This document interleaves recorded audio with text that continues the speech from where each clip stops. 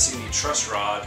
It's probably one of the most misunderstood, mysterious adjustments you can make on the guitar. It's really not that difficult. It's actually really easy.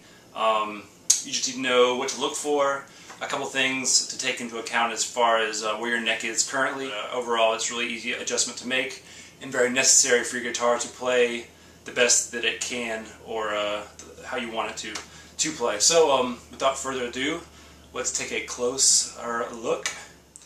Alright guys, so I have my guitar right here with me. This is a Godin Session.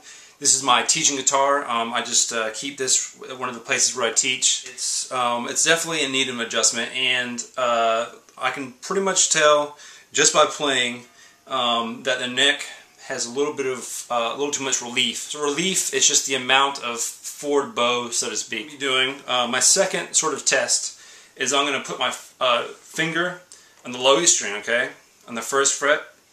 I'm going to take my pinky. I'm going to put it on the last fret, okay. So really what I'm doing is creating a straight edge, and this is going to help me determine whether the neck's straight or not, okay. If your frets are super worn, this might not be a good way of deciding whether or not you need to adjust the neck. But put your first finger on the first fret, pinky on the last fret of the low E string, okay. I'm going to take my thumb and I'm going to press down on the 12th fret, not on the fret itself, but on, you know, where you normally fret the guitar, on where you'd fret the guitar, okay. But I'm actually looking at the fret itself.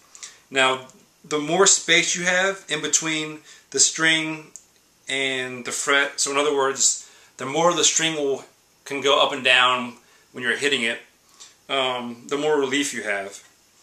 Just by experience, I can tell that it's a little bit more relief than I like. So here's my guitar headstock. Here is, if you can see, this right here, this little hole, is where the truss rod nut is, or the access point to adjust it. Because these strings are sort of going to be in the way, I went ahead and loosened them. So I'm just going to come pull them off right here. The nut, it's fine, you can loosen them, it's not going to do any harm, not going to mess your adjustments up. So I went ahead and did that. I've determined, like I said, that my guitar needs it has too much relief or forward bow, however you want to think about it. So I'm going to tighten the truss rod, and in order to tighten it, first things first, I have my Allen wrench right here. Of course, there's bazillions of different sizes of these, but this one takes this size Allen wrench. So I'm going to put the Allen wrench in here. See, there we go. I'm going to tighten it, so I'm going to make sure I have enough room. This is sort of the tricky part. There we go. To pull up. So to tighten the truss rod, and this is on single action or one way.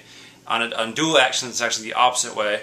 So on most truss rods, okay, I'm going to pull up towards me to tighten it. And in order to have less relief and a straighter neck, you want to tighten it. So I'm going to pull up towards me, okay, so like this. If I wanted to, say I had back bow, or my neck was, you know, if it was straight and I wanted some relief, it'd be the opposite. It'd actually come down towards you guys, so just like that. So I'm going to pull up. Not too much, but that's probably even, it might even be too much. So I guess that was about a third of a turn-ish, maybe a quarter of a turn. Get these strings back. Alright, so I made my adjustment. My next step is the finger test, which I'll do off camera. There's just a little bit of space, which is perfect. So that just means there's very little relief. The neck is relatively straight. So I've made my adjustment. Everything looks good, and thanks guys for watching.